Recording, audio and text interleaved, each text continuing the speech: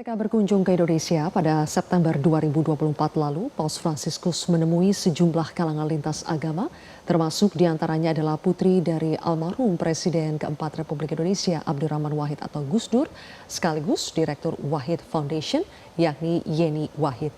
Kami sudah bergabung dengan Mbak Yeni Wahid saat ini. Selamat malam, Assalamualaikum Mbak Yeni.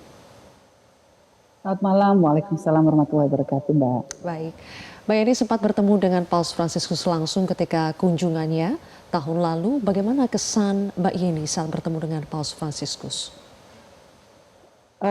Saya kebetulan bertemu dengan beliau 2 kali. Yang pertama tahun 2016 di Vatikan, lalu yang kedua ketika beliau berkunjung ke Indonesia. Ada beberapa kata yang bisa menggambarkan Paus Fransiskus di mata saya. Yang pertama, beliau adalah sosok yang sangat rendah hati dan penuh belas kasihan. Beliau orang yang sederhana sekali. Lalu juga beliau adalah orang yang mengedepankan toleransi antar umat beragama. Nah, beliau juga adalah orang yang sangat memberikan perhatian pada isu-isu lingkungan hidup, isu-isu tentang kemanusiaan maupun tentang anak muda. Jadi beliau adalah sosok yang sangat mengesankan sekali, bukan cuma bagi umat Katolik, tetapi juga bagi kami. Saya sendiri seorang Muslim, tapi saya sangat hormat kepada beliau, karena sikap yang beliau tunjukkan memberikan pengayoman bukan cuma kepada umat agamanya saja, tapi kepada seluruh umat beragama di dunia. Baik, Mbak ini tentunya kita semua merasakan kehilangan sosok tokoh kemanusiaan yang cinta kasihnya sangat universal. Bahkan kemarin pun ketika terakhir kalinya muncul di hadapan publik lewat pesan hari Paskahnya, Paus Fransiskus kembali menyerukan agar terjadi gencatan senjata di Gaza. Mbak Yeni, apakah pesan Paus Fransiskus yang selama ini selalu menyuarakan perdamaian terutama di Gaza untuk warga-warga Palestina pada akhirnya itu berdampak, berkontribusi? Saya rasa kontribusinya sangat besar sekali. Karena apa? Ini membuyarkan anggapan bahwa konflik yang terjadi di Gaza adalah konflik antara Yahudi dengan Islam. Tidak betul itu. Karena Paus sebagai pemimpin gereja Katolik juga menyerukan seruan untuk mengakhiri konflik yang ada di Gaza dan melakukan pembelaan terhadap orang-orang Palestina, orang-orang Gaza yang tertindas. Dan kita sama-sama tahu bahwa di Palestina bukan cuma ada orang Muslim saja, orang Muslim saja, tapi juga ada orang-orang Katolik, orang-orang Kristen. Karena kan di Palestina sendiri adalah tempat lahirnya Yesus Kristus. Jadi di sana perlakuan yang dialami oleh kaum Kristiani juga tidak terlalu berbeda jauh dari perlakuan yang dialami oleh umat Muslim. Kadang-kadang sering sekali dihalangi kebebasan beragamanya.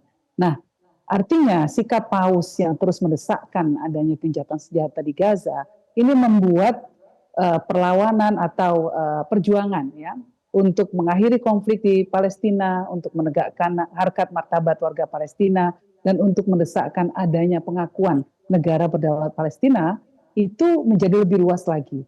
Ini adalah sebuah perjuangan untuk kemanusiaan. Ini adalah sebuah perjuangan untuk mengakhiri penjajahan dan apartheid. Nah, bukan sekedar masalah antar agama. Jadi saya rasa sikapnya Paus dampaknya luar biasa. Dan kita sama-sama tahu dampak ini kemudian diikuti oleh banyak negara yang notabene bukan negara yang mayoritas penduduknya Muslim. Contoh paling gampang siapa? Contohnya adalah negara Spanyol. Negara Spanyol itu mayoritasnya adalah Katolik. Negara Spanyol adalah salah satu negara di Eropa yang secara resmi sudah mengakui negara Palestina merdeka dan meminta agar ada gencatan senjata di Gaza. Yang kedua adalah Irlandia. Bahkan Irlandia meminta agar Perdana Menteri Netanyahu itu diadili di Mahkamah Internasional. Artinya bahwa perjuangan ini perjuangan lintas agama. Perjuangan ini perjuangan untuk kemanusiaan. Baik. Mbak Yeni, kembali lagi ketika Paus Fransiskus berkunjung ke Indonesia, banyak sekali masyarakat kita yang pada saat itu ramai di sosial media melihat sendiri bagaimana kesederhanaan dari seorang Paus Fransiskus, terutama pilihan-pilihan ketika Paus memilih untuk tidak tinggal di hotel, kemudian pilihan kendaraan Paus Fransiskus sampai jam tangan Paus Fransiskus juga disorot. Kemudian membandingkannya dengan pemimpin-pemimpin yang ada di Indonesia maupun pemimpin yang ada di negara lainnya. Bagaimana Mbak Yeni melihat Keteladanan apa sebetulnya yang bisa dicontoh oleh para pemimpin di Indonesia, di dunia juga, dari sosok Paus Fransiskus? Iya Mbak, dan itu betul dan itu bukan cuma dilakukan ketika beliau di Indonesia ya. Pemilihan mobil yang dipakai oleh beliau itu bukan mobil mewah, tapi adalah mobil yang dipinjam dari salah seorang jemaahnya. Lalu kemudian di Jakarta juga tinggalnya di Wisma Duta, negara Vatikan, bukan di hotel. Dan ini sebetulnya sejalan dengan sikap beliau sehari-hari. Beliau di Vatikan itu tidak tinggal di istana, tapi tinggal di apartemen kecil. Jadi sehari-hari beliau juga sering jalan kaki pada waktu kesehatannya masih baik ya. Dan sederhana sekali sikapnya. Artinya ini keteladanan yang luar biasa. Di tengah dunia yang serba materialistik, orang hedonisme sangat kuat sekali ya, terutama di kalangan di kalangan tertentu, bahkan selebriti dan juga pejabat-pejabat, dan kemudian seolah-olah berjarak sekali dengan kehidupan masyarakat yang mungkin masih sangat sulit untuk mencari nafkah gitu ya. Keteladanan Paus ini harus kita ikuti. Saya pribadi melihat beliau, kadang-kadang saya sendiri malu dengan saya pribadi gitu ya. Saya sendiri, aduh bisa nggak ya ngikutin orang seperti Paus ini yang orang yang sangat mulia ya, pemimpin tertinggi salah satu agama yang umatnya besar sekali di seluruh dunia. Tapi kok sederhana sekali. Nah ini menurut saya patut menjadi teladan kita semua karena beliau tetap dikenang kok, walaupun nggak pakai merek-merek, walaupun tidak pakai tidak tinggal di istana yang mewah. Tetapi kekuasaan yang dimiliki beliau adalah kekuasaan atas hati para pengikutnya dan hati umat manusia di seluruh dunia. Nah ini yang menurut saya perlu menjadi pengingat buat kita. Ada legasi besar yang ditinggalkan beliau karena beliau memang membela kemanusiaan, membela umat manusia, membela orang kecil, siapapun mereka, tidak mesti umat Katolik. Bahkan umat Islam pun dibela oleh beliau. Nah, ini Betul. yang membuat kita semua terkesan dengan beliau. Baik.